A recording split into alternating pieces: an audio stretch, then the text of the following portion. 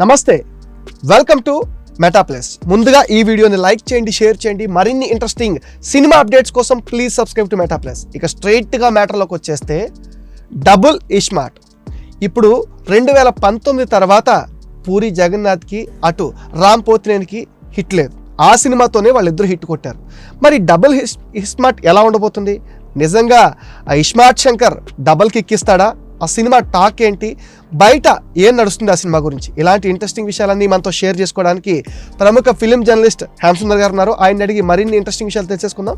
Sir, double iSmart, double ధమాకా అని చెప్పేసి పూరి జగన్నాథ్ చెప్పాడు. ఎందుకంటే ఇది పూరి జగన్నాథ్కి బౌన్స్ బ్యాక్ అవ్వాల్సిన టైం. రీసెంట్గా సినిమా సెన్సార్ పూర్తయింది. సెన్సార్లో ఏ సర్టిఫికేట్ ఇచ్చారని చెప్తున్నారు. ఈ సినిమా ఎలా ఉండబోతుంది? పూరికి కంబ్యాక్ ఇస్తున్నారు రామ్కిని, దీనిపైన మీ టేక్. ఇద్దరికి హిట్లు కావాల్సిన అవసరం ఉందండి. రామ్కి హిట్ కావాలి, పూరికి హిట్ కావాలి. ఎందుకంటే పూరికి ఏంటంటే ఆ లైగర్ అనే ఒక చేదు అనుభవం నుంచి తను కోలుకుని దానికి సంబంధించిన చాలా బకాయిలు ఉన్నాయి. అసలు డబుల్ స్మార్ట్ ఇప్పుడు రిలీజ్కి చాలా ఆటంకాలు ఉన్నాయని వార్తలు వస్తుంది.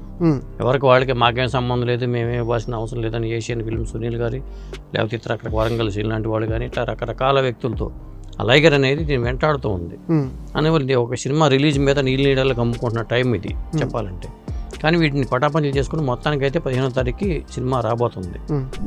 మనకి ట్రైలర్ రిలీజ్ అయింది కాబట్టి ట్రైలర్ చూస్తే ఏంటంటే పూరి తాలూకు మాస్ మసాలా అంతా రంగరించి ఈ సినిమా చేసినట్టుగానే మనం భావించాలి. డైలాగుల్లో పస ఉంది. అలాగే ఒక సైన్స్ ఫిక్షన్ తరహాలో సైఫై మూవీగా మనం చెప్పొచ్చు. ఎందుకంటే ఒక విలన్ సంజయ్ దత్తుకి సంబంధించిన మెమరీస్ ట్రాన్స్ఫర్ అవ్వడం కానీ ఈ హీరోలో, దాని తర్వాత ఏమైంది అనే ఒక ట్విస్ట్ అనేది పెట్టాడు కాబట్టి పూరి మార్క్ పంచ్ డైలాగులు కూడా ఉన్నాయి కాబట్టి, అలాగే సెన్సార్ టాక్ కూడా సినిమా మీద ఒక బజ్ అనేది క్రియేట్ అవ్వడానికి అవకాశం కల్పించింది. అంటే సెన్సార్ టాక్ని ఎంతవరకు నమ్మచ్చు అనుకుంటున్నారు? అంటే సెన్సార్ టాక్ అనేది కొన్నిసార్లు ఏంటంటే క్రియేట్ చేస్తారు. సెన్సార్ టాక్ని క్రియేట్ చేయడం కూడా పెద్ద క్రియేట్ చేయడం అనేది ఈ రోజుల్లో పెద్ద కష్టమేం కాదు. సోషల్ మీడియాని లేదా వెబ్సైట్లని వాటిని ఇవాళ ఒక వార్త ఒక దాంట్లో రాస్తే అది ఒక 100 వెబ్సైట్లో వచ్చేస్తుంది. ఒక చోట వీడియో చెప్తే అది 100 యూట్యూబ్ ఛానల్స్లో వచ్చేస్తుంది. కాబట్టి క్రియేట్ చేయడం అనేది పెద్ద కష్టం కాదు. కానీ జనరల్గా ట్రైలర్ చూస్తే మనకే అర్థమవుతుంది. ఇందులో పూరి మంచి డైరెక్టరు, చాలా ఫాస్ట్గా సినిమాలు చేస్తాడు. కాకపోతే అన్ని రోజులు మనకు అనుకూలంగా ఉండవు. అదే లైగర్ విషయంలో అలా జరిగింది, ఒక చేదు అనుభవం అది. కాబట్టి మళ్ళీ పూరి నుంచి ఒక మంచి సినిమా ఆశిస్తుంది అనుకునే వాళ్ళకి ఈ సినిమాలో అది దొరికే అవకాశం అయితే కనిపిస్తుంది. అలాగే రామ్కి కూడా స్కంద సరైన ఫలితాన్ని ఇవ్వలేదు. అతను కూడా మంచి హిట్ కావాలి కాబట్టి ఆ లోటును కూడా భర్తీ చేసే అవకాశం ఉంది. కాబట్టి డబుల్ స్మార్ట్ కాస్త డబ్బులు స్మార్ట్, డబ్బులు అనుకోవచ్చు మనం. అంటే సెన్సార్ రిపోర్ట్ ప్రకారం మీ దగ్గర ఉన్న జెన్యూన్ రిపోర్ట్ ఏంటంటే సినిమా పైన హిట్ అని అంటున్నారా, బ్లాక్ బస్టర్ అంటున్నారా, లేకపోతే ఎలా ఉంది? ఎమోషన్ సీన్స్ గురించి ఇక్కడ ఏమవుతుందంటే ఒక సినిమా హిట్ అవ్వాలంటే ఆ సినిమాతో పాటు రిలీజ్ అయ్యేది ఈ సినిమాలో పరిస్థితి ఏంటి, ఇవన్నీ లెక్కలోకి వస్తాయి. అది బ్లాక్ బస్టర్ దిశగా ప్రయాణించడం. అప్పుడు ఆ సినిమా రిలీజ్ అవుతున్న టైంలో 15వ తారీఖుకి మిస్టర్ బచ్చన్ వస్తుంది, తంగనాన్ వస్తుంది, ఇంకే రకరకాల సినిమాలు చాలా ఉన్నాయి. మరి ఈ సినిమాలు అన్నింటిని దాటుకుంటూ ముందుకెళ్ళాలి, కలిసి రావాలి కూడా. ఇప్పుడు కల్కి సినిమా తీసుకుంటే అన్నీ కలిసి వచ్చినాయి. 40 రోజుల పాటు కూడా బ్రహ్మాండమైన వాతావరణం రావటం వల్ల ఆ కల్కి సినిమా అంత అన్ని 100 కోట్లు కలెక్ట్ చేయగలిగింది. అట్లా కలిసి రావాలి ఒక్కొక్కసారి. అది ఒకసారి లక్ ఉంటే అలా కలిసి వస్తూ ఉంటుంది కూడా. ఇప్పుడు డబుల్ స్మార్ట్ విషయానికి వచ్చేసరికి ఒకవేళ మిస్టర్ బచ్చన్ దీన్ని మించి అనిపించింది అనుకోండి, అది కూడా రీమేకే చెప్పాలండి. మిస్టర్ బచ్చన్ కూడా రీమేకే. మరి అది బాగుంది అనిపించింది అనుకోండి, దీన్ని ఒక చిన్న గీత ఒక 2 గీతలను కంపేర్ చేసినట్టుగా కంపేర్ చేసుకుంటే కలెక్షన్స్ షేర్ అయిపోవటం కానీ ఇట్లా జరుగుతూ ఉంటుంది. అలాగే తంగలాని సినిమా ఉంది, దాని మీద కూడా అంచనాలు ఉన్నాయి.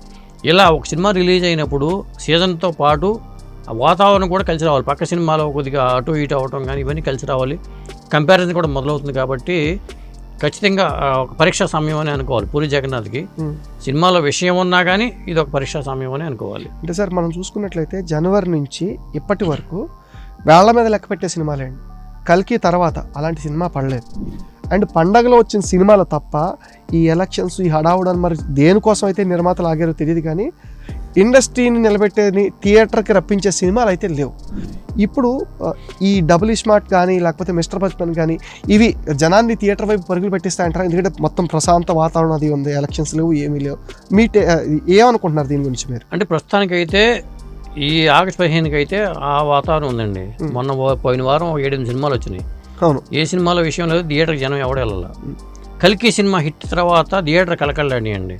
ఎందుకంటే ఒక థియేటర్ కలకలాడాలంటే జనం థియేటర్కి వస్తే అటు పార్కింగ్ దగ్గర నుంచి మొదలు పెట్టుకుని స్నాక్స్ వరకు కూడా బిజినెస్ జరిగింది కల్కి సినిమా తర్వాత. సంక్రాంతికి అట్లా జరిగింది. ఆ తర్వాత సరైన హిట్లు లేకపోవటం, హనుమాన్ లాంటి సినిమా బాగా వసూలు చేయగలిగింది జనవరిలో. ఆ తర్వాత జూన్కి వచ్చేసరికి కల్కి లాంటి సినిమా బాగా వసూలు చేయగలిగింది.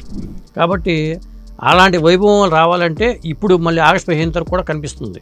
అంటే హీరో ఇమేజ్ ఉన్న సినిమాలు వస్తున్నాయి, ఒకటి అంచనాలు ఉన్న సినిమాలు వస్తున్నాయి. తంగలాన్ కానీ ఇవన్నీ కూడా కష్టపడి ఏదో చేశారు కాబట్టి ఒక అంచనాలతో వస్తున్నాయి. కాబట్టి థియేటర్ల పరంగా కూడా మంచి టైం అని అనుకోవాలి. ఇక దేనికి పట్టం కడతారో దేని పక్కన పెడతారో అనేది ఇక కాలమే నిర్ణయించాలి. దీన్ని ముగించే ముందు సార్, ఇంతకు ముందు సినిమాలకి లాంగ్ రన్ ఉండేది.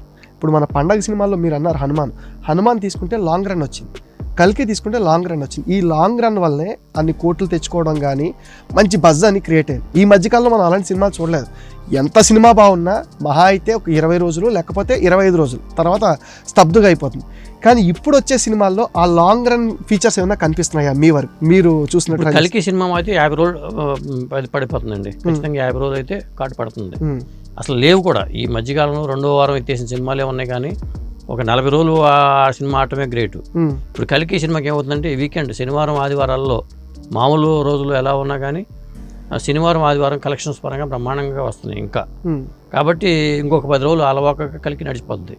కాకపోతే ఆగస్టు 15 తర్వాత ఇన్ని సినిమాలు రావడంతో కల్కి మీద ఆ ఎఫెక్ట్ పడే అవకాశం అయితే ఖచ్చితంగా ఉంటుంది.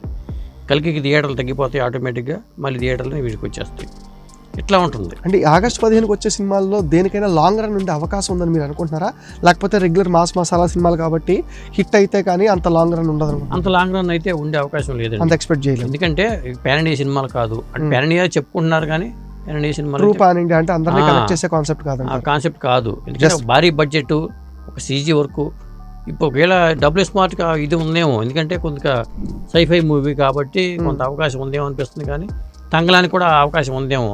కానీ పారంజిత్ సినిమాలో పెద్దగా మనకి ఇంతకుముందు పెద్ద పేరు తెచ్చుకున్న సినిమాలు కూడా ఏమీ లేవు. అంటే కొంతవరకు అలా నడిచిపోతూ ఉంటాయి. కాబట్టి తంగలాన్ని ఒకవేళ హిట్ అయితే చెప్పలేము కూడా. అద్భుతంగా ఉంది, నవ్వుతున్న భవిష్యత్ అని చెప్పారనుకోండి, ఆ తంగలానికి అవకాశం ఉండొచ్చేమో, చెప్పలేము. అది కూడా విక్రమ్ కూడా ఒక మంచి ఇదని చెప్పుకోవచ్చు. ఇప్పుడు పొన్నియిన్ సెల్వన్ ఏంటంటే ఇక్కడికి వచ్చే వేరే తమిళనాడు బాగానే ఆడినా కానీ ఇక్కడికి వచ్చేసరికి డివైడ్ టాకే వచ్చింది. నాకు అర్థం కావట్లేదు, ఆ పాత్ర వాళ్ళకి ఏమవుతారు, వీళ్ళకి ఏమవుతారు అనే కన్ఫ్యూజన్ క్రియేట్ అయింది. కాబట్టి వచ్చే సినిమాలు మాత్రం నేను అనుకోవడం కల్కిలాగా ఆడే సినిమాలు అయితే ఉండకపోవచ్చండి. 2 వారాలు 3 వారాలు సినిమాలే ఉండే అవకాశం అయితే ఉంది ఈ ఆగస్టు 15కి వచ్చేవి కూడా. థ్యాంక్ యూ అండి, థ్యాంక్ యూ వెరీ మచ్. ఇది ఇవాల్టి మెటా ప్లస్ స్పెషల్ డిస్కషన్. మరిన్ని ఇంట్రెస్టింగ్ టాపిక్స్ కోసం మీరు చేయాల్సిందల్లా ఈ వీడియోస్ని లైక్ చేయండి, షేర్ చేయండి. మీరు ఇచ్చే సపోర్ట్తోనే interesting film updates and inside film నగర్లో జరుగుతున్న విషయాలను మీతో మేము షేర్ చేసుకోగలం. మీరు చేయాల్సిందల్లా ఈ వీడియోని తప్పకుండా లైక్ చేయండి, షేర్ చేయండి, మెటా ప్లస్ని సబ్స్క్రైబ్ చేసేయండి.